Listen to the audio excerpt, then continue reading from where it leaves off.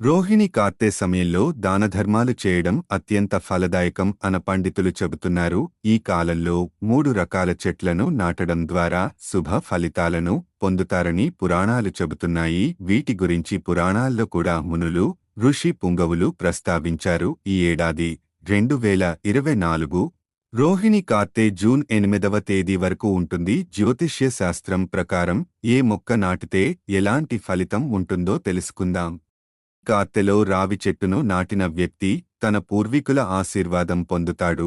సంపద, వ్యాపారంలో పురోగతి కావాలంటే ఈ రోహిణి కార్తె సమయంలో జమ్మి మొక్కను నాటాలి. ఇలా చేయడం వల్ల శివయ్య ఆశీస్సులు సదా మీపై ఉంటాయని శివ పురాణంలో పేర్కొన్నారు. ఆర్థిక ఇబ్బందుల నుంచి ఉపశమనం కోసం రోహిణి కార్తెలో తులసి మొక్కను నాటండి. ఈ పరిహారం జాతకంలో అశుభ గ్రహాల ప్రతికూల ప్రభావాలను తగ్గిస్తుందని